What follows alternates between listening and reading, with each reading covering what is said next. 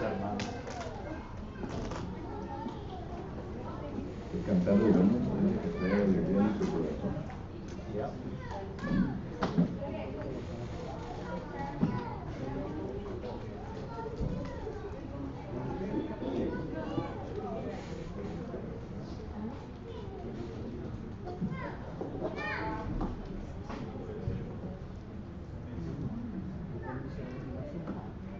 Vamos a recordar a todos aquellos quienes han pedido las oraciones de parte nuestra. Miro que la familia López no está aquí, Abel y Rosy. Parece que Rosy había pedido las oraciones, que iba a tener una transfusión de sangre, ¿verdad? Y pues alcancé a mirar unos videos en donde estaban haciendo eso, ¿verdad? Solo que vamos a orar por la familia López, por Rosy, y también por la madre de nuestra hermana Rosy, ¿verdad? Eliamar. Tuvo cirugía hoy, pero la tuvieron que volver a regresar al cuarto de emergencia porque no estaba sintiendo bien. Solo que vamos a pedir oraciones por ella. Y también recuerden que otros han pedido las oraciones de esta congregación. Yo personalmente pido las oraciones por nuestro hermano Gilbert Galdiano. El hermano no está en las mejores condiciones, hermanos. Pues ya perdió a su esposa y hasta el momento, ¿verdad?, no ha podido recuperarse de todo esto. Solo que les pido las oraciones de parte para él. Y el hermano Arnoldo Garza me acaba de escribir un texto que por favor oren por él. Está en una situación ahorita, solo que vamos a orar por él. Vamos a ir a Dios en oración. Vamos a orar. Bendito y eterno Dios, le doy gracias, eterno Padre, por la oportunidad que nos da nuevamente de estar ante su presencia en esta ocasión, para poder, eterno Dios, entonar cantos de alabanza hacia usted, eterno Dios, elevar oraciones, eterno Dios, que ya hemos hecho a la presencia de usted, sabiendo bien, eterno Dios, que usted nos escucha y que oye nuestras peticiones, eterno Padre. Y le rogamos, eterno Dios, que usted se digne a su tiempo, conforme a su favor, eterno Padre, para que lo que pidamos usted pueda ayudar con estas peticiones. En primer lugar, eterno Dios, estamos conscientes de algunos miembros de esta congregación que han pedido las oraciones. Nuestra hermana Rosy y la familia López, le ruego pues que usted esté con ellos. Le pido también por la madrecita, nuestra hermana Rosy, que tuvo que regresar al cuarto de emergencia, eterno Dios. Rogamos que usted esté con los doctores, con las enfermeras, con todo el equipo profesional, médico que le está atendiendo, para que todo salga bien. Eterno Dios, le queremos pedir también por nuestro hermano Arnoldo, que usted le ayude, eterno Dios, con aquello lo cual le está enfrentando en el momento. Y también, Padre eterno, le ruego pues que esté con nuestro hermano Gilbert Galdiano. Usted bien sabe, eterno Dios, el servicio que le ha rendido a usted a través de estos años, y conoce su dolor, eterno Dios, concerniente la ausencia de su esposa, que ya usted le ha llamado. Y le ruego pues, Padre eterno, que usted le cuide, le ayude en su necesidad. Eterno Dios, estamos seguros de que hay más hermanos y hermanas entre nosotros quienes necesitan las oraciones, eterno Dios, y le rogamos pues que usted siga estando con él. Gracias porque la cirugía de nuestra hija, nuestra hermana Ares, todo salió bien. Sin embargo, le ruego pues que le siga ayudando en su salud. Esté con nuestro hermano Juan también, para que siga recuperándose, eterno Dios. Y por todos aquellos que necesitamos de usted, eterno Dios, de una manera u otra, para que podamos continuar adelante. Una vez más, gracias porque me da el privilegio de poder enseñar la clase en esta noche. Le ruego pues que usted me ayude con mis pensamientos, y también, eterno Padre, conforme a la enseñanza suya, sea conforme a lo que usted nos ha dejado, eterno Padre. Una vez más, gracias por todo. En el bendito nombre de nuestro amado Jesucristo le pidamos por todo esto. Amén. Amén. Estamos estudiando sobre la obra del Espíritu Santo en la vida de Jesucristo. Okay. Obra del Espíritu Santo en la vida de Jesucristo. La semana pasada, como tuvimos que hacerlo lindo, ¿verdad? No dio mucho tiempo para acabar con todo lo que teníamos. Sin embargo, usted recuerda bien, ¿verdad?, de que primeramente usamos el versículo de Salmos, capítulo 2, versículo 7. Y claro que estamos estudiando escrituras del Antiguo Testamento porque Jesucristo vivió bajo la época del Antiguo Testamento. Se recuerda bien que el libro de Gálatas, el apóstol Pablo, inspirado por el Espíritu Santo, escribe que nuestro Señor Jesucristo nació de mujer bajo la ley. Y claro que todos entendemos el propósito por el cual nuestro Señor Jesucristo vino a nacer de esta manera. Se necesitaba alguien que pudiera cumplir con todo lo que la ley pedía. Hasta el momento no se encontraba nadie que pudiera cumplir con lo que la ley pedía.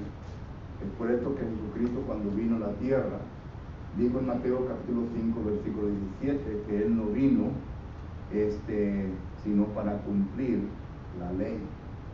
Y vemos que la cumplió. Cuando Él estaba colgando del madero, dijo, consumado es, Juan capítulo 19 y versículo 30. Es decir, que he cumplido con todo lo que la ley enseña. Solo que en base de esto estamos usando los versículos del Antiguo Testamento para probar la obra del Espíritu Santo en la vida de nuestro Señor Jesucristo. Y aquí en Salmos capítulo 2 y versículo 7, primeramente estuvimos viendo sobre la relación que el Padre, recuerden que en la deidad existen tres personajes, el Padre, el Verbo y el Espíritu Santo. Y en este versículo se nos está enseñando concerniente a la relación que el Padre, el primer personaje de la deidad, tiene con su Hijo, el segundo personaje, el Verbo. Pero de parte de eso también nos da a entender concerniente a lo que consideramos hoy en día, ¿verdad?, el nacimiento milagroso de nuestro Señor Jesucristo. Ya vimos esto. Vimos que no es como los católicos la vienen a demostrar, que María permaneció virgen, ¿verdad?, para siempre, una virginidad perfecta. Eso no es cierto. Incluso en las enciclopedias de los católicos se encuentra una frase donde se enseña esta falsedad a los feligreses, ¿verdad?, de la católica, que María demuestra una virginidad perfecta. Y eso es mentira, la Biblia claramente lo enseña. Cuando Jesús estuvo enseñando a un grupo de personas, en Mateo capítulo 12, versículos 46 y 47, los discípulos dicen a Jesucristo, allá afuera está tu mamá y tus hermanos. ¿De dónde vinieron tus hermanos? En Mateo capítulo 13, versículos 55 al 57, dice que María tuvo más de familia. Y claro, ¿verdad?, que miramos que María permaneció virgen hasta el nacimiento del Señor Jesucristo. Esto se estableció en Mateo capítulo 1, versículo 25. Bueno, esto fue en Salmos capítulo 2, versículo 7, donde se habla de la obra del Espíritu Santo. Y claro, ¿verdad?, la obra a la cual me está refiriendo es el nacimiento de Jesucristo. Esto lo puede también ver en Lucas capítulo 1, versículo 35, Mateo 1, 20, donde habla de la obra del Espíritu Santo. Pero segundo, estuvimos viendo en Isaías capítulo 60 y,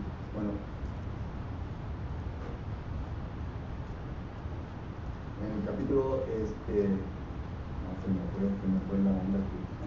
A ver, ¿alguien que tomó notas? Aquí estoy viendo El 11 del 1 al 3. Miramos nosotros en donde aquí el profeta Isaías está hablando concerniente a Jesucristo. y cómo el Espíritu Santo vino sobre él y le dio espíritu de inteligencia, de sabiduría. Ahí como lo describe el texto.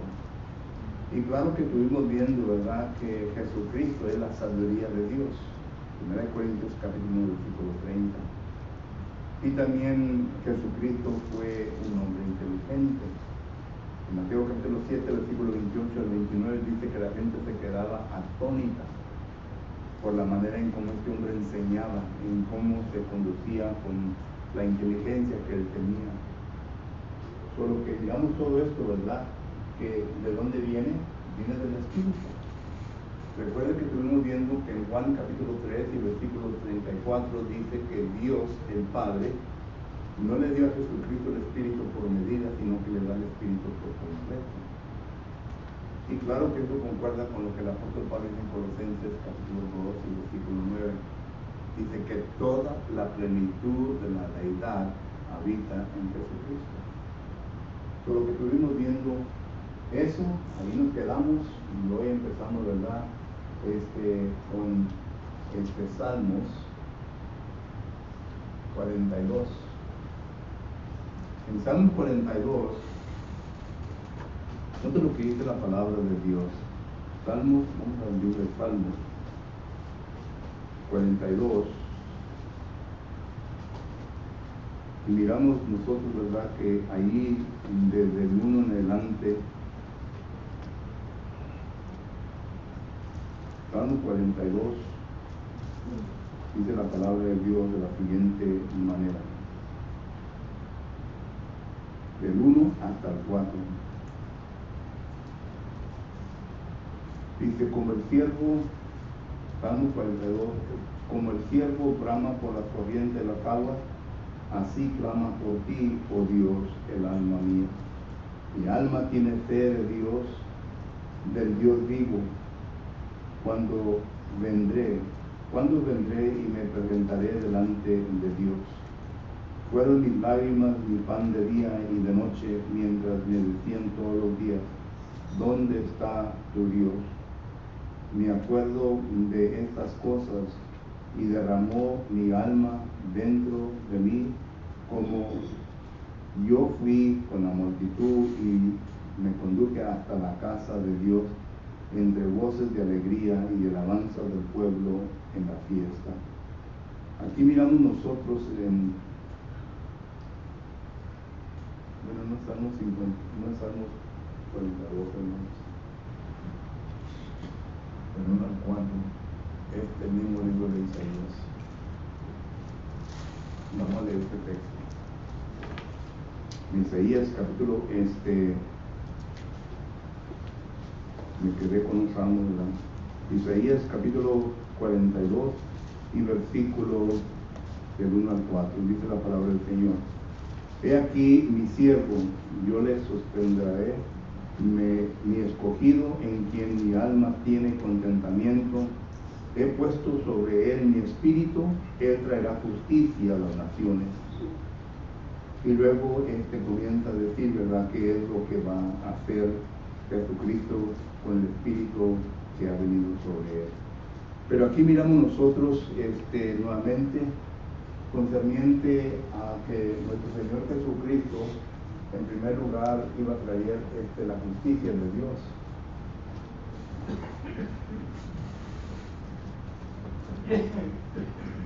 Cuando nuestro Señor Jesucristo viene a la tierra, la palabra de Dios ya se había corrompido. Cuando ellos estuvieron, es decir, el pueblo de Dios estuvieron en cautividad en Babilonia, se escribió el Talmud de Babilonia. El Talmud de Babilonia como un tipo de comentario, pero un comentario escrito de los dichos de los rabinos, es decir, de aquellos que enseñaban la palabra de Dios. Y este libro se vino a usar como una Biblia para ellos, pero los dichos de los rabinos no estaban de acuerdo a la palabra de Dios. Hubo mucha corrupción. Cuando ya regresaron a la ciudad de Jerusalén, en ese entonces y en esa edad, ya entonces se comenzó a desarrollar el Talmud de Jerusalén. el Talmud de Jerusalén también fueron tradiciones y dichos de los rabinos. Y cuando Jesucristo ya vino a la tierra, esto era lo que se había divulgado entre el pueblo de Dios. Eran tradiciones, eran solamente dichos de los rabinos.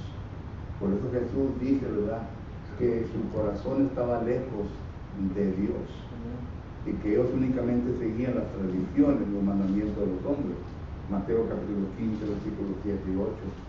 Pero que entonces este Isaías lo que estaba enseñando aquí como forma de profecía era de que Jesucristo había de venir y establecer la justicia, la verdad, lo recto de Dios. Y claro que esto lo miramos nosotros en el libro de Juan, capítulo 1, versículo 17. Jesucristo fue quien trajo la verdad de Dios. Pero como toda cosa, ¿verdad?, cuando Jesucristo llega a la sociedad en la cual nació, ya había mucha corrupción religiosa. Ya se habían corrompido totalmente la ley que Dios había dado en el Antiguo Testamento. Y Jesucristo trató de enseñar, escogió a sus 12 apóstoles, y a sus 12 apóstoles también les enseñó, como dice en Mateo, capítulo 28, versículo 20, y los apóstoles entonces enseñaron, como dice Hechos 2:42, a la gente a los cuales le escribieron. En la segunda carta de Corintios, capítulo 2, versículo 15, ahí habla concerniente a lo que ellos escribieron y predicaron, que le llaman la sana doctrina. En la segunda carta de Timoteo, capítulo 1, versículo 13, también otro texto nos enseña eso. Pero miramos todos estos versículos para que miremos, ¿verdad?, que se llevó tiempo para poder establecer la justicia de Dios, la verdad de Dios. Pero quien empezó esto fue Jesucristo. Y es lo que Isaías capítulo 42 y versículo 1 al 4 nos está mencionando. Pero todo esto por obra del Espíritu Santo. Porque el Espíritu Santo es quien le estaba ayudando a Jesucristo para poder establecer eso.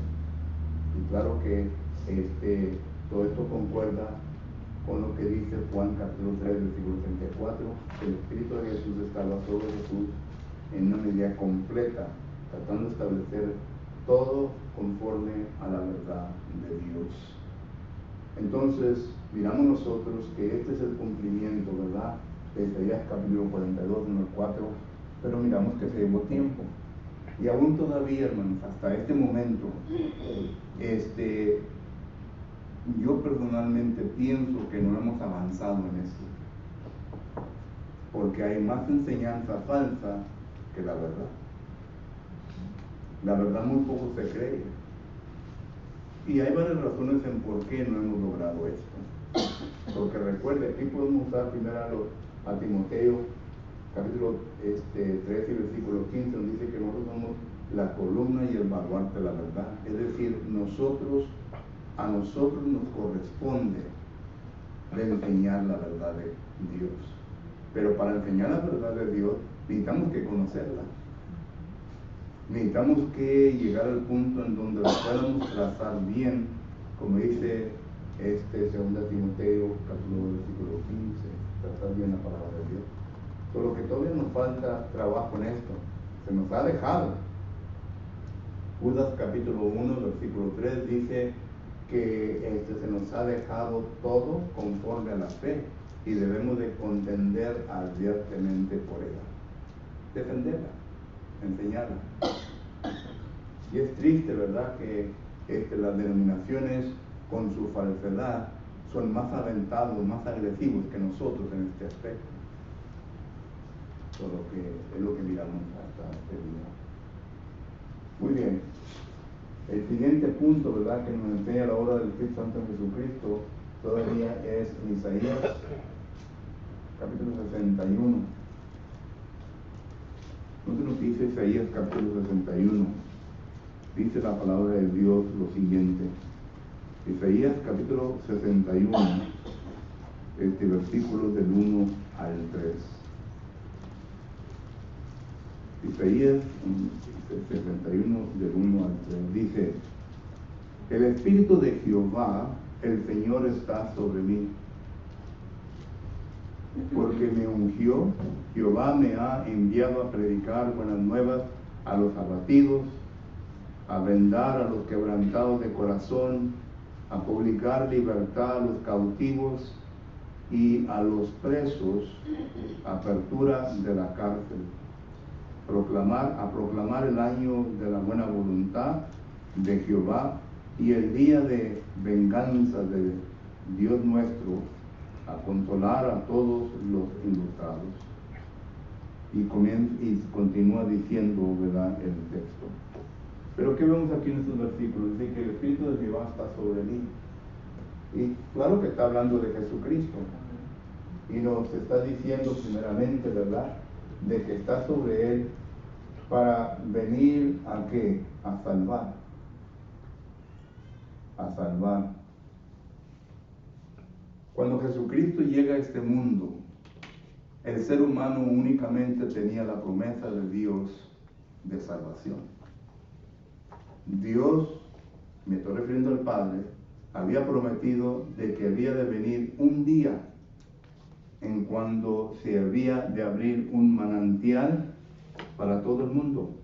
Esto lo encontramos en Zacarías capítulo 13 y versículo 1. Considere pues lo que dice Zacarías capítulo 13 y versículo 1. Dice: en aquel tiempo habrá un manantial abierto para la casa de David y para los habitantes de Jerusalén, para la purificación del pecado y de la inmundicia. Era una promesa que Jehová Dios le había prometido al pecador. Y claro que todo esto sabemos bien que era por medio de Jesucristo. Es lo que este texto nos está refiriendo, del 1 al 3. ¿Okay? Y Jesucristo mismo, cuando vino, ¿verdad?, a este mundo, noten lo que dice Mateo capítulo 1.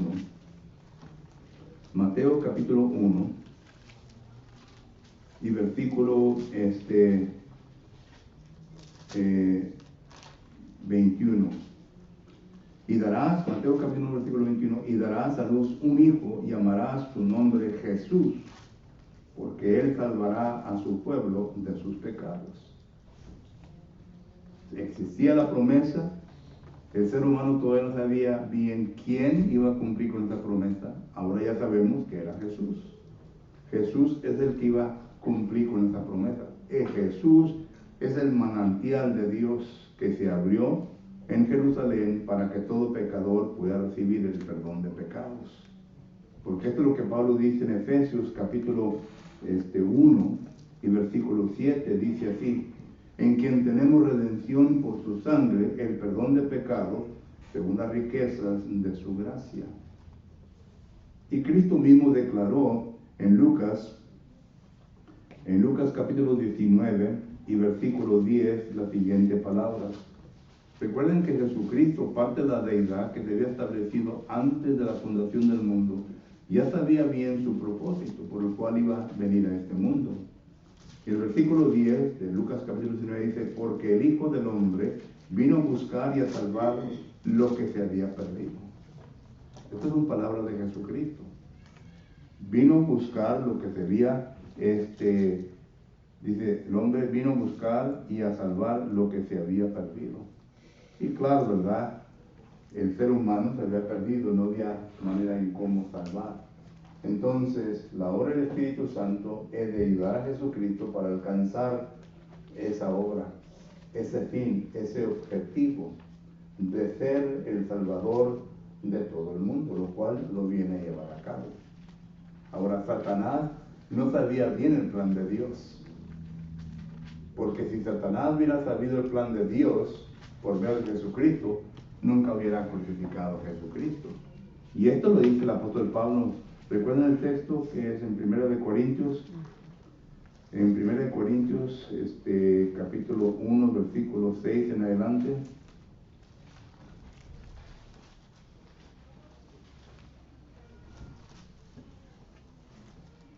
Bueno, de 6 en adelante, miramos nosotros, ¿verdad?, en donde se nos enseña que si acaso Satanás hubiera sabido concerniente a lo que Dios estaba planificando, viéramos nosotros entonces, los príncipes de ese entonces no hubieran crucificado a nuestro Señor Jesucristo. Bueno, 1 Corintios capítulo 2, versículo 6 en adelante. Solo que estos son los textos que enseñan concerniente a esto. Pero también miramos nosotros, ¿verdad?, que dice que viene a dar libertad. Y libertad, la salvación de su pecado, del ser humano. Pero el ser humano que se encuentra en pecado era esclavo ¿de quién? De Satanás. Satanás es quien tenía en esclavitud al pecador. Esto lo podemos leer nosotros en la segunda carta a Timoteo, capítulo 2. Segunda carta a Timoteo, capítulo 2 y versículo 26. Note lo que dice. Bueno, empieza el 25. Que con mansedumbre corrija a los que se oponen, por si quizás Dios les conceda que se arrepientan para conocer la verdad y que escapen del lazo del diablo en que están cautivos a voluntad de él. Está refiriendo al pecador. El pecador está bajo cautividad, está bajo el poder de Satanás. Esto también lo miramos nosotros en Hebreos capítulo 2 y versículo 14 en adelante. Así que por cuanto los hijos participaron de carne y sangre, él, Jesucristo, también participó de lo mismo, para destruir por medio de la muerte al que tenía el imperio de la muerte, esto es, al diablo, y librar a todos los que por el temor de la muerte estaban durante toda la vida sujetos a servidumbre. Entonces, miramos nosotros que vino para dar libertad. Y claro, verdad que también miramos nosotros que vino también para dar consuelo a los afligidos. En Cristo Jesús encontramos nosotros una paz que el mundo no nos puede dar. Esto claramente lo dice Juan capítulo 14, versículo 27. Jesús nos da una paz la cual el mundo no nos puede dar. Y si usted investiga bien esa palabra paz, es una paz que, a pesar de las circunstancias en las cuales podemos encontrar difíciles, afligidos o lo que sea, usted y yo vamos a vivir tranquilamente, con la seguridad que no importa lo que suceda, nosotros vamos a estar bien con Dios. Eso es lo que quiere decir. Y de esa manera Jesús vino a este mundo para consolarnos, para darnos alivio de nuestro padecimiento. Porque número uno, él sabía bien que sus seguidores iban a sufrir persecución. Y Jesús es el único que nos puede consolar de esa manera. Darnos esa paz para que usted y yo podamos seguir con nuestra vida. Porque la gente del mundo, cuando les pasa cosas así, ¿verdad?, ¿qué es lo primero que piensan? Quitarse la vida, ¿verdad? Piensan en ir a emborracharse para olvidar todo, o quitarse la vida, porque piensan que el mundo se les ha cerrado, que ya no tienen ninguna alternativa. Nosotros como cristianos sabemos bien que van a venir tiempos dificultosos en nuestra vida y debemos de permanecernos firmes. No debemos tener pensamientos de quitarnos la vida, pensamientos de otras cosas que son contra la voluntad de Dios. Porque sabemos bien de que Dios está con nosotros y Dios nos va a ayudar. Ahora, ¿tenemos que pasar por la tormenta? Sí. Pero no nos va a pasar nada de lo que Dios no quiere que nos venga a pasar. ¿Entendemos eso? La diferencia. Es la diferencia entre los cristianos. Bueno, el tiempo ya me terminó. ¿Tienen preguntas o comentarios? Terminamos ya con los versículos que queríamos ver hoy en esta noche. Wow.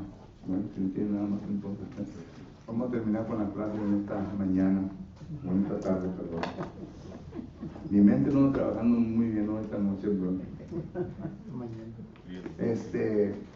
Hay otro versículo también que quisiera añadir aquí en Daniel capítulo 9, versículo 26 y 27. En Daniel capítulo 9, versículo 26 y 27, ahí estamos mirando nosotros una profecía que se llevaría a cabo durante la muerte de nuestro Señor Jesucristo. Son las 7 semanas de Daniel. Y miramos nosotros, ¿verdad?, que ahí habla de Jesucristo, en cómo Jesucristo iba a morir. Pero todo eso, ¿verdad?, obra del Espíritu Santo, que guía y que lleva a Jesucristo a ese punto. Y pues ya no tenemos más tiempo para elaborar sobre eso.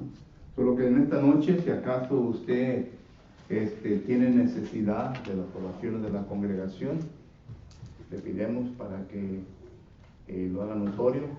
Tenemos hermanos ancianos que están listos y preparados para que ore por usted. Si acaso usted no es miembro del cuerpo de Cristo Jesús y entiende lo que tiene que hacer como persona que tiene obligación hacia Dios y quiere tomar esos pasos importantes en su vida, pues le invitamos para que lo haga hoy esta noche. La palabra del Señor dice que usted tiene que oír la palabra de Dios, pero al oír la palabra de Dios va a producir fe en usted, y esta fe le va a llevar a que se arrepienta de que no está obrando conforme a la voluntad de Dios, y que confiese que quiere seguir al Señor, que quiere seguir a Dios, y le lleva también a que haga una decisión en su vida de someterse al bautismo, porque el bautismo es el único que le puede cambiar su vida, que le puede dar una vida nueva. Porque cuando uno es bautizado, viene a resucitar a una vida nueva. Y de ese momento en adelante empieza a vivir la vida que Dios le concede, se le llama la vida eterna. Y si acaso usted ya conoce todo eso y está preparado para hacerlo, le invitamos para que lo haga. Si aún todavía existe un poco de confusión, nosotros estamos listos para sentarnos con usted y hablar un poco más de esto, para que llegue a un entendimiento completo.